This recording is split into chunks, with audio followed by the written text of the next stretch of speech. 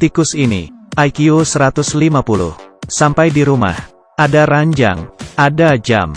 Perabotannya tidak terlalu kuno. Benang, korek api, dan ada satu yang enak dipandang. Poster wanita di pantai. Saat tikus mau tidur, tiba-tiba tembok, masuk sebuah paku besar. Paku kedua dan ketiga, dekat ke arahnya. Tikus yang berada di tengah, tidak aman. Ia pun pergi. Ternyata pria itu, di luar sedang terus mengebor. Di saat itu, sebuah paku besar menghalangi jalan tikus. Dan ia dikepung.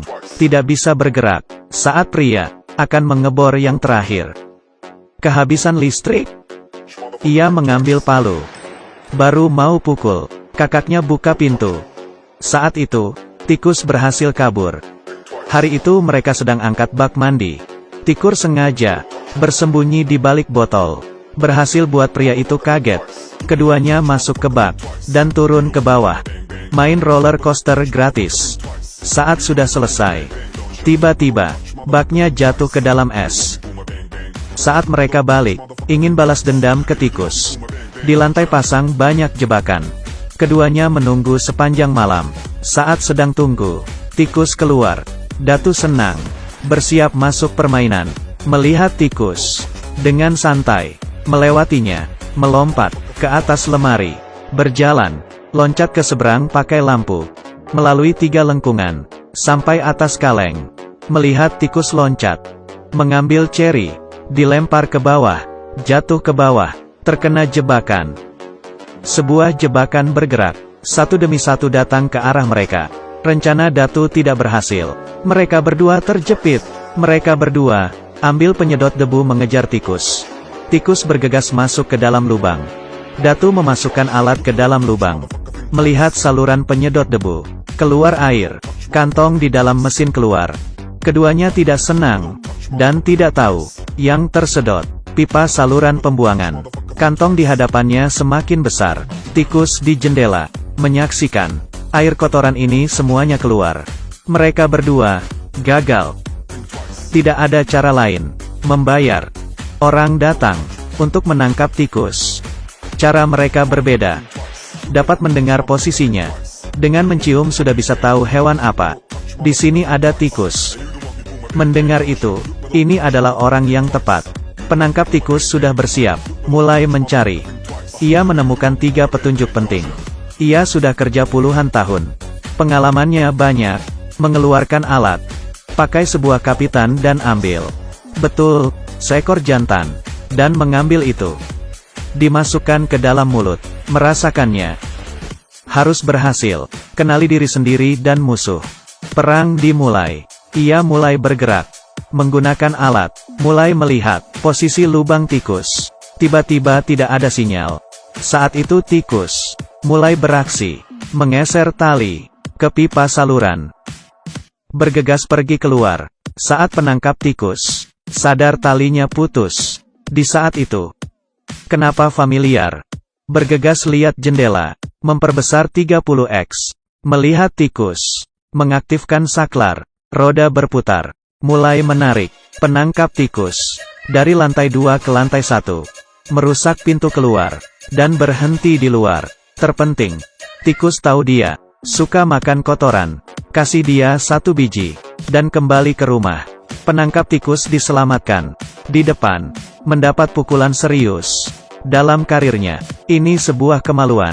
Datu kembali ke rumah. Rumahnya kacau balau. Keduanya ke dapur. Dan sadar.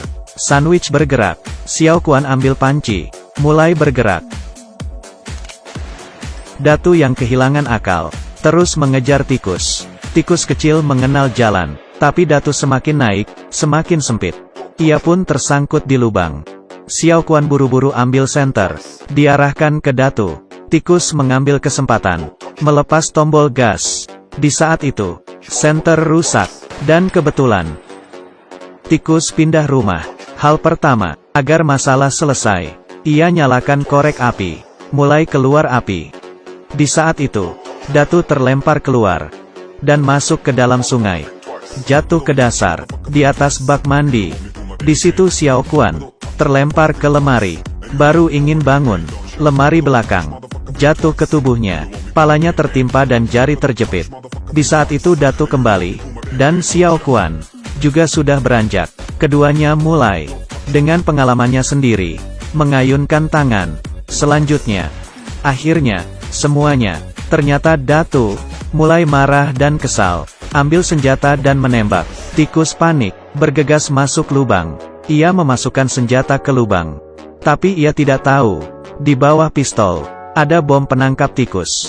Saat tembak, langsung, dari bawah meledak, lantai pun hancur. Keduanya langsung, terjatuh ke bawah. Mereka berdua, mulai merapikan rumah, ingin lelang rumah itu. Dengan harga tinggi, rumah bersejarah ratusan tahun. Memiliki nilai koleksi bagus. Banyak orang datang lihat rumah. Lelang dimulai. Orang di bawah berjuang, mulai buka harga. Di saat ini, tikus keluar. Xiao Kun menggerakkan tangan untuk menangkap tikus. Tangan licin. Tikus masuk ke dalam baju. Ia pun geli menari-nari. Rokok di tangan masuk ke dalam rambut gadis pirang, mengeluarkan asap. Gadis pirang panik. Datu datang meniup, mencoba buat api padam. Ia mengambil bir dan dituangkan ke sana. Keadaan jadi kacau. Tapi orang tua di atas masih lanjut lelang. Xiao Quan membawa saluran air, tapi untungnya api sudah padam.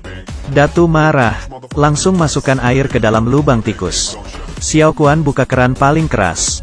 Tikus menganggap setara dengan tsunami. Menyelamatkan diri, itu dia. Kelelahan berlari, naik ke atas kaleng. Lelang sudah sampai harga tinggi. Di saat itu, air menghancurkan tembok. Orang di dalam terbawa, terseret keluar. Datu saat itu, hatinya kuat. Tidak apa-apa, selama rumah masih ada. Lelang masih lanjut. Rumah mewah rubuh. Mereka berdua putus asa, menyetir ke pabrik. Tikus setan kecil juga ikut. Mereka berdua kelelahan, tertidur di atas meja. Pada saat itu, tikus dengan IQ tinggi mulai beraksi lagi, mengganggu mereka berdua.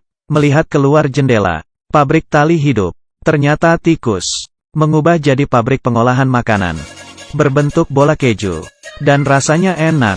Setelah itu mereka meningkatkan produksi. Tikus yang pintar, bertanggung jawab atas periksa kualitas. Sejak saat itu, mereka berdua menjadi pemenang. Baik, saya Muzili. Sampai berjumpa lagi.